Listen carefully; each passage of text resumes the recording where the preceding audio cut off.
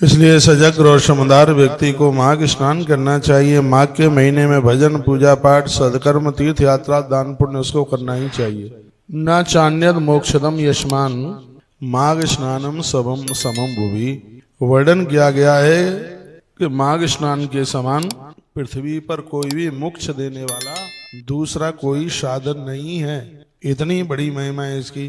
तत्पश्चात राजा ने पूछा कि माघ स्नान की विधि क्या है, इसके बारे में बताएं। हे तुना के नभे पर से माघ स्नाने महाद्भुतम प्रभावो वर्ण्यते नूनम तन्मे कथया सुव्रता।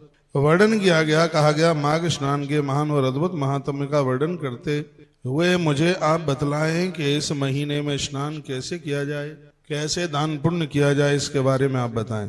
तब जवाब दिया दत्तात्रेय भगवान यह कथा कार्तवीर राजा को सुनाते हैं। का निसर्गा सलिलम मेध्यम निर्मलम शुचि पांडुरम मलहम पुरुषभ्याग्रहावकम दायिनासनम। जवाब दिया, एक माघ स्नान से अद्भुत कथा सुनाई। का माघ स्नान से एक वैश्य यानी बढ़िया निष्पाप हो गया और दूसरा माघ स्नान किया तो वो स्वर्ग में चला गया। तब राजा ने कहा मुझे कौतूहल हो रहा है, इसके बारे में आप पूरा बताएं। गत पाप विधिक्येन द्वितीयेन दिवंगता वैश्योसौ माघ पुण्येन ब्रूहि में तत्कौतूहल। मुझे कौतूहल हो रहा है, मुझे आश्चर्य हो रहा है कि उस वैश्य का कैसे उद्धार हो गया माघ स्नान के द्वारा, उसके बारे में सुनाएं। तो भगवान दत्तात्रेय कहने लगे जल स्वभावतः मेध्य निर्मल पवित्र पीला मलापहारी द्रावक और दाह को नष्ट करने वाला होता है, सभी जीवों को तारने वाला होता है, जीवन का पोषण करने वाला होता है। सभी वेदों में भगवान नारायण ही अपने मुख से इस जल की महिमा का वर्णन करते हैं। जब तक व्यक्ति नहाएगा नहीं, स्नान नहीं करेगा, तब तक उसको पूजा का कोई फल नहीं मिलेगा। और वर्णन किया गया है कि तब तक बिना स्नान किए हुए उसे साधना करने का, हवन यज्ञ करने का कोई भी फल प्राप्त नहीं होगा। इसलिए सत्कर्म में हे राजन स्नान की बात बड़ी बताई गई है। भगवान को भी 16 उपचारों में से स्नान को लिया गया है, इसलिए व्यक्ति को स्नान तो हर रोज ही करना चाहिए, ऐसा दत्तात्रेय भगवान कहने लगे। योगोम दुर्लभो राजन्त लोके सचराचरे अस्मिन् योगे तो सक्तोपि स्नान्यादादिदिनत्रयम्। माघ के महीने में सूर्य के मकर के सूर्य होने पर प्रातः गऊ के खुर भरी भी स्वच्छ जल से स्नान पापियों को स्वर्ग प्रदान कर देता है।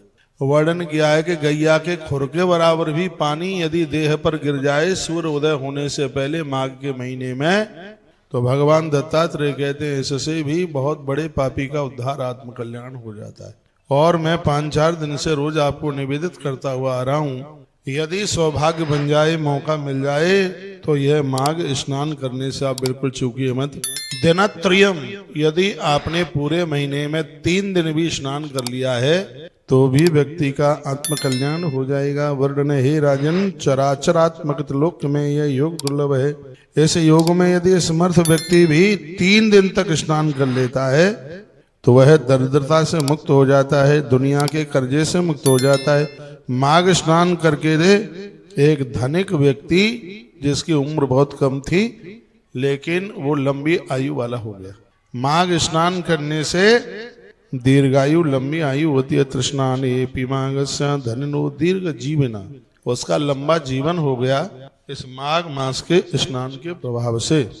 कथा सुनाई। पंचमा सप्तमाहानि चंद्र वर्धते फलम संप्राप्ते मकरादित्य पुण्य पुण्य प्रदीनृणाम।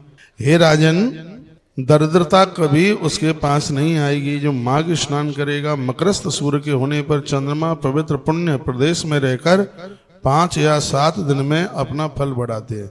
स्नान तथा दान ये इस महीने में ज्यादा विशेष